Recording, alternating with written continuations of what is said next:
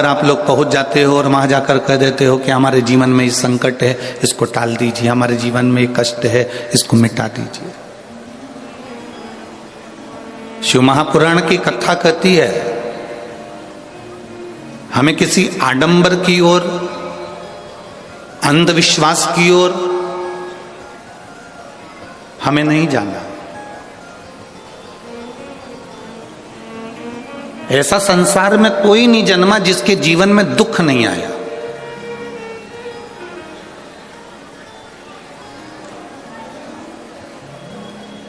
मट्टी का जो घड़ा बनकर रखा हुआ है, वो मट्टी का घड़ा अग्नि में तपता है तभी तो उसमें पानी रुकता है।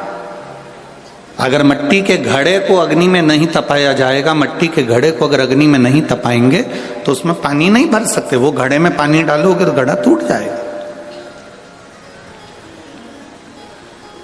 घड़े में अगर पानी भरना है, मट्टी के घड़े में अगर जल भरना है तो घड़े को तपना पड़ेगा।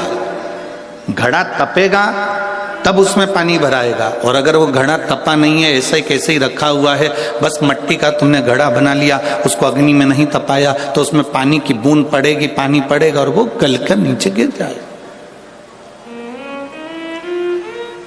घड़ा तपता है तब उसमें पानी ठहरता है।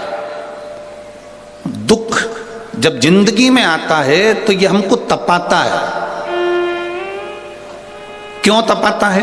क्योंकि दुख हमको जो दिया जाता है वो हमें तपाने का काम करता है। और जब हम अच्छे से तप जाते हैं उसके बाद में जो सुख आता है तो हमारे इस मन में, बुद्धि में, चित्त में वो सुख टिक पाता है। नहीं तो अगर हम कच्चे घड़े होते तो सुख भी बिखर कर गिर जाता।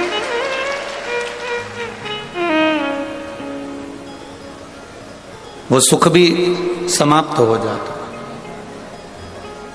क्या राम जी की जिंदगी में दुख नहीं आया?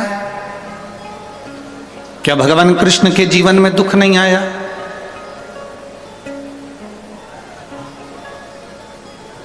ऐसा कौन मृत्यु लोक में जन्मा, ऐसा संसार सागर में कौन जन्मा जिसके जीवन में दुख नहीं आया? परमात्मा के जीवन में भी दुख सम्मुख में आया।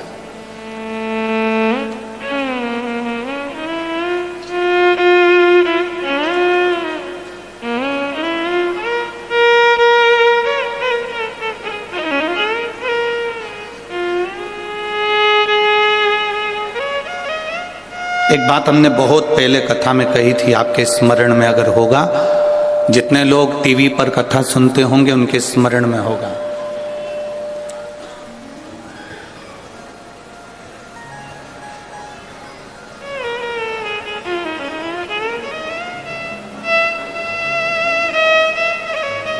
कि ऐसा संसार में कोई नहीं जन्मा जिसको अपने कर्म का भोग भोगने को नहीं मिला।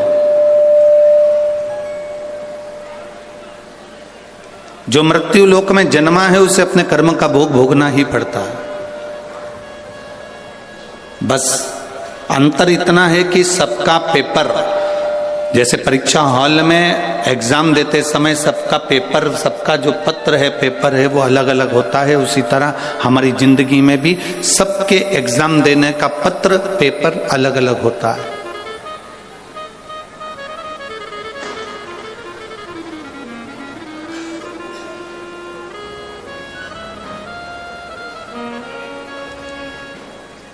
आप माता पिता की सुने ना सुने, आप गुरु की सुने ना सुने, आप भगवान को प्रणाम करें ना करें, आप मंदिर जाएं ना जाएं, आप सत्संग में जाएं ना जाएं, आप किसी गुरुवाणी को स्मरण करें ना करें, पर इतना जरूर याद रखना कि अपने कर्म का भोग मनुष्य को भोगना जरूर पड़ता, उसको कोई नहीं टाल सकता।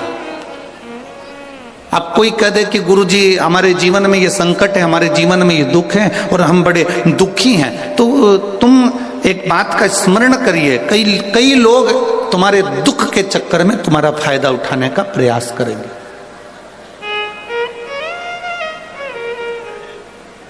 संसार के कई लोग ऐसे हैं जो तुम्हारे केवल दुख का फायदा उठाने का प्रयास करेंगे, पर ना, शिव महापुराण की कथा कहती है, अगर जिंदगी में समस्या है, राम जी के जीवन में दुख आया तो उन्होंने रामेश्वर धाम की स्थापना करी और भगवान शंकर की पूजन करके लंका पर चढ़ाई करी। भगवान कृष्ण की 16,108 रानियां थी, एक भी रानी से औलाद नहीं हुई। भगवान कृष्ण के यहाँ 16,108 रानी से जब संतान नहीं हुई, तब भगवान कृष्ण ने गर्गाचार्य बाबा के कहने पर एक एक रानी के साथ बैठकर 11-11 दिन तक भगवान शंकर का अनुष्ठान किया। तब शिव जी ने प्रसन्न होकर, प्रकट होकर भगवान कृष्ण को वर दिया कि तुम्हारी एक एक रानी के साथ तुमने 11-11 दिन तक बैठकर भगवान शंकर की आराधना करी है, तो मैं तुम्हें वर प्रदान करता हूं कि तुम्हारी एक एक रानी से 11-11 संतान होगी।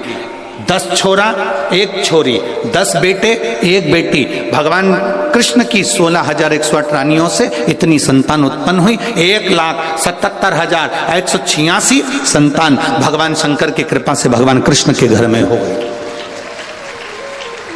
ऐसा कौन है जिसके जीवन में दुख नहीं है?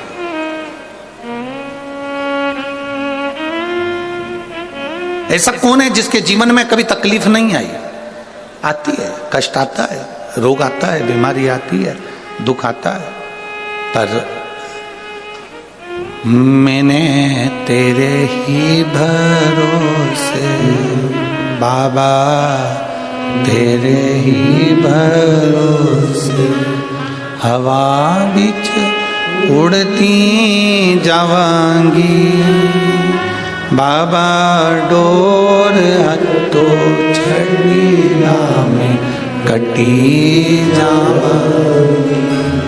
भोले मैं तेरी पतन, शंभू मैं तेरी पतन, हवा बिच उड़ती जावांगी बाबा, डोर हत्तो छड़ीला में कटी जावांगी। सबके जीवन में दुख है, सबके जीवन में तकलीफ है, पर जिसने शिव को साध लिया, भगवान राम जी ने शंकर भगवान की आराधना करी, शिव जी की पूजन करी, उनको साध लिया। गला पकड़ रहा है, भगवान शिव की आराधना भगवान राम जी ने करी, शिव को साध लिया, तो उनकी जिंदगी सार्थक हो गई। भगवान कृष्ण ने भगवान शिव की आराधना करी, साध लिया, उनका जीवन सुखमय हो गया। एक लोटा जल लेकर मंदिर जाने वाला जब भगवान शिव की भक्ति को साध लेता है, हर ब्राह्मण 107 बेलपत्र शिवलिंग पर, 1 बेलपत्र अशोक सुंदरी पर 108। आज दशरथ जी के शरीर में, जो हर ब्राह्मण है, इसके शरीर में आज ताप आ गया, बुखार आ गया। हर ब्राह्मण ने कहा बुखार, ज्वर, अभी मुझे मत आना, मैं मंदिर जा रहा हूं, फिर निकल जाऊं तब आना। कौन होगा जो ज्वर को, बीमारी को, दुख को रोक देगा? हर ब्राह्मण ने शंकर का नाम लेकर दुख को रोक दिया, बुखार को रोक।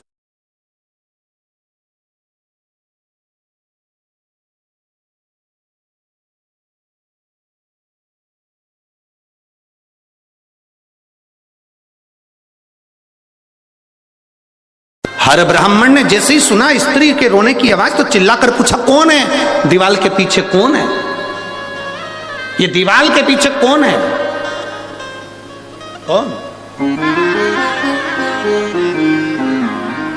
स्त्री रोते रोते बोली, मैं एक प्रेत, एक राक्षस, एक असुर हूं। अपने पति को, माता पिता को, परिवारजन को अपशब्द कहती थी। जो जल शिवजी के मंदिर में जाता था, उस जल के पात्र को मैं झूठा करके पटक देती थी, इसलिए प्रेत योनि में पड़ गई हूं। मुझे मुक्त करिए। मुझे मुक्त? हाँ। हमने एक बात आप लोगों को पहले कथा में कही थी, आपके स्मरण में होगा। हमेशा कहते हैं 1 लोटा जल महादेव को चढ़ाओ। हमने कथाओं में कई बार कहा कभी कभी 2 लोटा जल भी महादेव को चढ़ाओ। किस लिए? 1 लोटा जल तुम्हारे लिए, और एक लोटा जल जो बॉर्डर पर हमारे भारत के सैनिक खड़े हैं उनकी रक्षा के लिए, एक लोटा जल कभी उसके लिए भी समर्पित।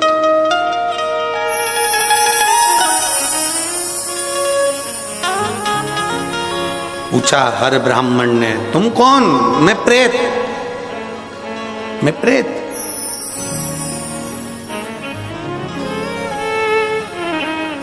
मेरी मुक्ति करिए। हर ब्राह्मण ने कहा, जो मैं शंकर भगवान को 108 बेलपत्र चढ़ाता हूं, उसमें से एक बेलपत्र का फल आज तुझे देता हूं। और एक बेलपत्र का जो फल दिया वो प्रेत योनि से छूट गई। हर ब्राह्मण के चरणों में पड़कर बोली, तुमने मुझे प्रेत योनि से मुक्त करा। शिव को 108 बेलपत्र रोज चढ़ाए हैं। तुम अगला जन्म तुम्हारा राजा दशरथ के रूप में होगा और तुम्हारे घर में स्वयं राम तुम्हारी गोद में खेलेंगे, स्वयं राम।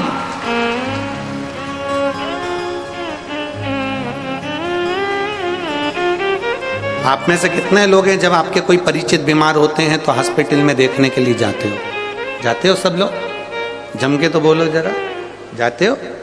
आपसे निवेदन है, कोई परिवार में, मोहल्ले में, कॉलोनी में, सोसाइटी में, नगर में, गांव में कोई बीमार पड़ा है, हॉस्पिटल में पड़ा है, उसको देखने जाओ तो 1 किलो सेव फल भले मत ले जाओ, केले फल फ्रूट भले लेकर मत जाओ, पर इतना जरूर करो, कोई बीमार पड़ा है तो उसके हॉस्पिटल में जाने से पहले शंकर जी के मंदिर में 1 लोटा जल चढ़ाकर प्रार्थना कर कर जाना, बाबा मैं जिसको देखने जा रही हूँ उसको सही कर देना। आप मेरे साथ चलो मेरे शंभू, आपका जल मेरे साथ चले। शिव जी का चढ़ा हुआ जल अपने हाथों में लगाकर एक बार जब मरीज से मिलने के लिए जाओ तो उसको जरूर अपना स्पर्श का भाव देकर कि तू ठीक होगा, चिंता मत करना, मैंने देवाधिदेव महादेव से प्रार्थना करी है, वो तुझे ठीक करेगा ही करेगा, तुझे दुख नहीं दे सकता।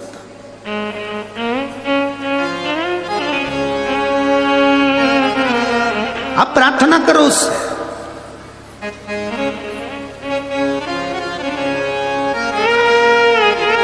आप निवेदन करो उससे, सुनता, सुनेगा। हम जितने नम्र बनेंगे, हम जितने सहज बनेंगे उतने अच्छा बनना सरल है, पर सरल बनना कठिन है। अच्छा बनना तो सरल है, आप अच्छे बन जाओगे तो लोगों की दृष्टि में आ जाओगे, बहुत अच्छा व्यक्ति है, बहुत अच्छा व्यक्ति है।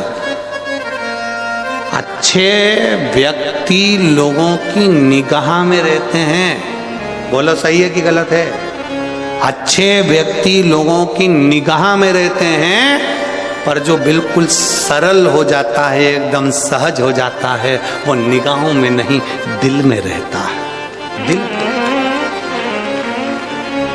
हृदय में रहता है, मन में रहता है।